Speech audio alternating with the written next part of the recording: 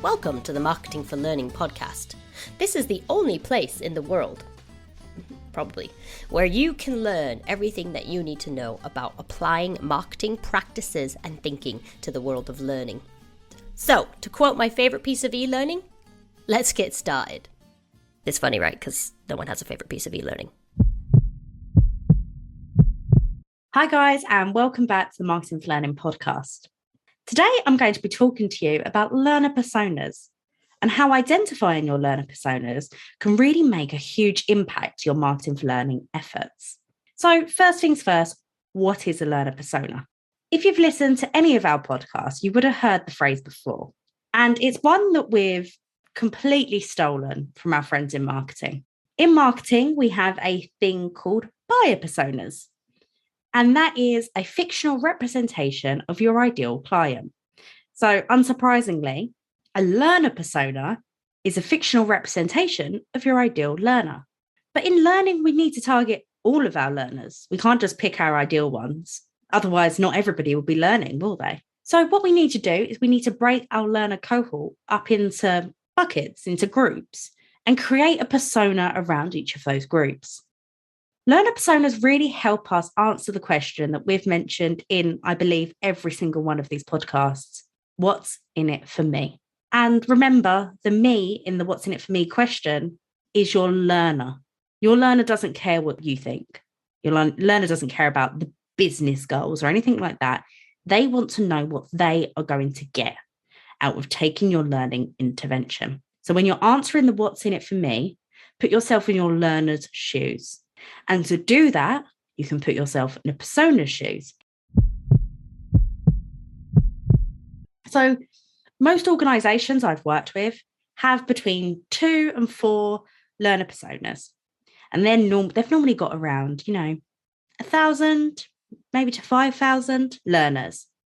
But no matter your cohort size, I think that's quite a good number, 2 to 4.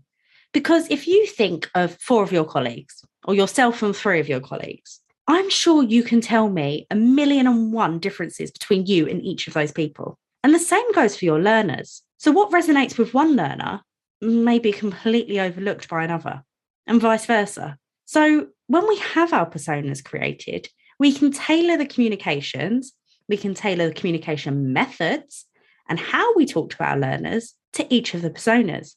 And then we're likely to get more of an impact.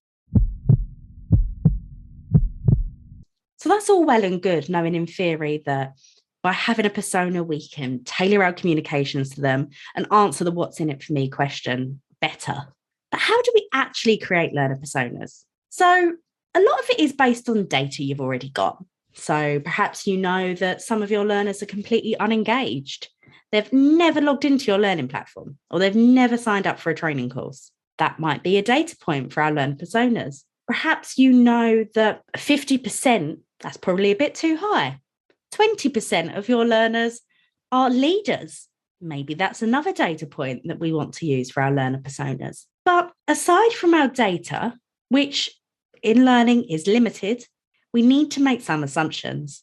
And I know assumptions make an asset of you and me and all that jazz, but we need to make some assumptions. So your assumption might be that somebody that's managing a team of 15 people might be quite time poor. Or maybe somebody who has never logged into the learning platform, but is a really high achiever, maybe they just don't know it exists. And they're the kind of assumptions you need to make. Of course, over time, these assumptions will vary. And the more you do marketing for learning, the more data you'll get and the more solid your personas will become. But when you're creating your personas in the first instance, don't be afraid to use assumptions. We need to. It's the only way we can start moving forward in the right direction. So now we know that we can pull upon our data that we've already got. So from our learning platform, really, and perhaps from maybe our HR systems and things like that. And we're going to make some assumptions about these people. What other kind of identifying factors do we need to look at to create our learner personas? Well, firstly, you want to look at the demographics.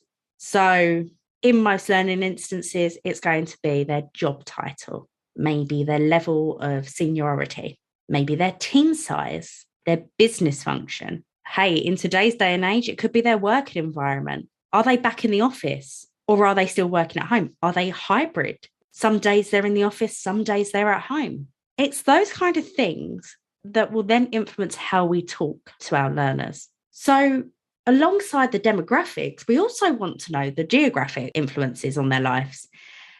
And perhaps that doesn't so much mean they're based in this country, because the way we work in today's day and age with email, Zoom, Teams, all these other platforms, they've completely removed the borders of the workforce, haven't they? I could work as well with somebody based in Italy as I can with somebody based in the UK. There's no problem there. But what there will be is cultural differences. So what absolutely washes in the UK might not wash in another country. So you need to know these cultural nuances on your between your learners, and you need to identify them in your learner personas. You also want to look at the psychographics of your learners. What makes them tick? And a lot of assumptions will come out here, but that's okay. That's how we're moving forward. That's how we're going to get started on our marketing for learning journey. So we want to look about values. What do they actually value in their lives? Do they care about career growth? If your whole learning messaging is around career growth and you're talking to somebody that literally comes to work, works 9 to 5, clocks off, and is more interested in being a family member once they get home, well, then a message about career growth isn't going to work for that learner persona. So you want to know their values, their pain points, things that frustrate them at work, their emotional drivers. Are they intrinsically motivated or extrinsically motivated? What's going to get this person going? Perhaps you also want to know their time available. Do they have time to learn? If they don't, you're going to have to really change that message to get them to want to learn. And you also want to think about their behavioural differences, their preferences, who they are as a person. So even between Ashley and I, the whole 2 members of the mass marketing family, there are so many differences between our behaviours. We might also want to know how they work. Are they predominantly on the move? Are they always at their desks? Do they open their emails on desktop or mobile? Do they access the learning platform on desktop or mobile? Do they even care about learning? And that's a really tough pill for a lot of L&D professionals to swallow. Some of your learners do not care. They come to work, as I've already mentioned, they do a 9 to 5 and they walk out.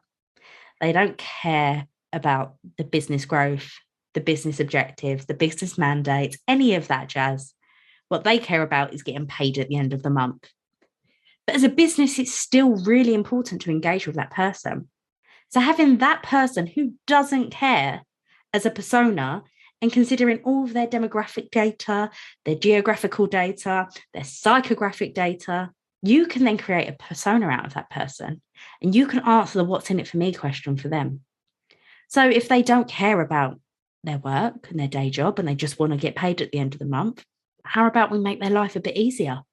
That could be our what's in it for me for joining the learning program. There are a multitude of examples I could give you about learner personas, but your learner personas are going to be entirely unique to you and your organisation. There is never going to be a time that you can pinch or borrow or steal a learner persona profile from another organisation, because the data points you've got, the assumptions you've made, the demographic details, the behaviours, the emotional drivers, the pain points of your learners are going to be unique to your learners and your organisational culture and how you operate as a business. So you need to sit down and you need to think about the kind of grumbles you hear from your learners. I know often we think, oh, I wish the learners would stop moaning about having to do a learning program, but actually listen to why they're moaning. I spoke to a client who has a problem with their blended learning programs. People are turning up for the first one and then not turning up thereafter. And even when they chase them and say, oh, are you coming? Oh, no, I'm too busy. Well, then that's a pain point for your persona. And sometimes you might find it hard, or you might think it's hard rather, to bucket your whole learner cohort into these 2, 3, or 4 personas. And okay, you might be thinking of a specific colleague and think, well, they don't quite fit into this persona or that persona. Well, pick the one that you think that they most represent. These aren't going to be absolutely perfect illustrations of every single person that you count as that persona.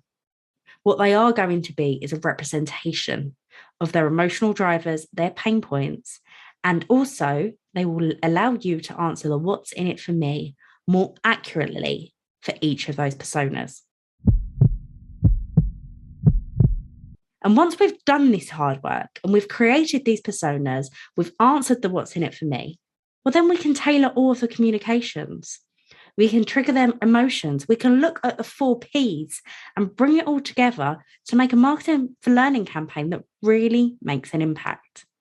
Sometimes I have had pushbacks from a few people saying, oh, this is a lot of work. We know our learners. And as soon as you start digging in, they realize they don't know their learners. They do need to make some assumptions. They do need to pull on that data that they've already got. So if you're looking to start your marketing for learning journey and you don't know where to start, I'd suggest starting with creating yourself some learner personas. Think about the grumbles you hear. Think about the praise you hear. Think about why people interact with your learning and also why they don't, and then brainstorm ideas around that. If you keep having people say they don't have the time, maybe there's a huge time pressure at your office. Maybe they've got a huge team in the business to look after and they don't have time to give it to you. This is all the data that comes into your learner personas. And then give that person a name. Even put a picture on it. I always include pictures with my learner personas because then you start visualizing this person. And then when you're talking to this person, you feel like you're really talking to the person, and create something that's going to be memorable for you and your team to work towards. And every time you create any piece of communication regarding your learning, think of a persona and tailor it to them.